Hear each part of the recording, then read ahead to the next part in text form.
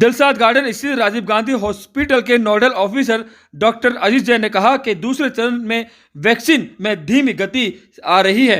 आप देख सकते हैं कि वैक्सीन का दूसरा चरण शुरू होने के बाद से ही दूसरे चरण की वैक्सीन में अभी तक रफ्तार नहीं पकड़ी है। जहां एक तरफ पहले चरण की वैक्सीन 100% हो रही थी, वहीं दूसरे चरण की वैक्सीन काफी धीमी नजर आ रही है। इस पर राजीव गांधी हॉस्पिटल के नोडल ऑफिसर अजीत जैन से बात की तो उनका कहना था कि हॉस्पिटल में रोजाना 100 वर्कर के लिए डोज दी जाती है, जिसके मद्देनजर सेकंड चरण वालों को लगभग 25% को ही डोज लगती है और 75% फर्स्ट चरण के हेल्थ वर्कर और फ्रंटलाइन वर्कर को लग पाती है।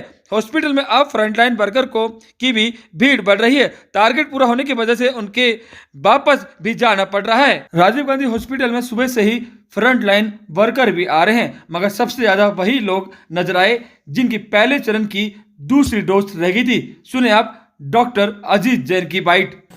एक्चुअली अब जो वैक्सीन हेजिटेंसी खत्म हुई है और लोग वॉलेंटरीली काफी ज्यादा आगे आ रहे हैं, बट हर सेशन के लिए गवर्नमेंट से जो एक कोविड ऐप के ऊपर लिस्ट आती है, उस लिस्ट के हिसाब से हम लोग वैक्सीन देते हैं और हमें एक सेशन के लिए 100 वैक्सीन हमें दिए गए हैं।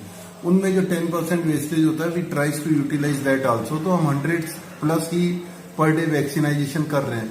तो जितना हमारा टारगेट है हम उसको क्रॉस कर रहे हैं। अब हम सेशन साइट और बढ़ा सकते हैं क्योंकि लोग थोड़े ज्यादा आ रहे हैं, ताकि हम जिन्हें हमें बिना वैक्सीन के लौटाना पड़ रहा है कुछ लोगों को, उन्हें भी हम वैक्सीन दे सकें डोज। एक बड़ा कारण तो ये है कि जो नॉलेज है स्प्रेड होती है।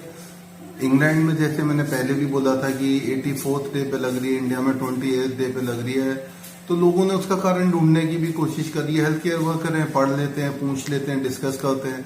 तो कुछ पेपर, कुछ न्यूज वो भी आए कि जब आप इनका गैप ज्यादा रख रहे हैं तो you are getting better immunity.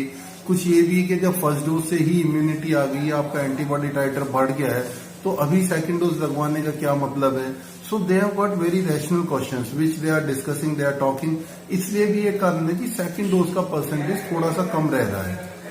कोशिश तो यही है कि ये जितना जल्दी पहुंच जाए आम जनता तक और लगवा लें, उतना ही हमारे को हर्ड इम्यूनिटी को मेंटेन करने के अंदर मदद मिलेगी और हम सेकेंड वेव जो एक्सपेक्ट कर रहे हैं कि कहीं आ ना जाए, उससे बचेंगे।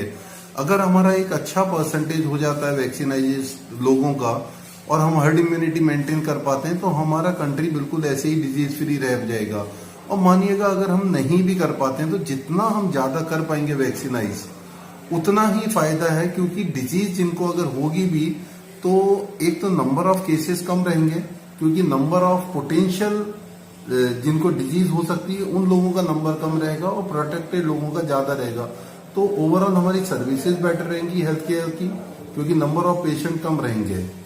तो वैक्सीनाइज जितना ज्यादा होता जाएगा और आम पब्लिक तक अगर मार्च ही पहुंच जाता है और आम पब्लिक भी ऐसे ही लगवाने लगती है, तो हम लोग इस डिजीज की सेकेंड वेव को हो सकता है अवॉइड कर सकें, उसको रोक सकें, या कम से कम रोक ना पाए तो फर्स्ट वेव से माइल्ड हो।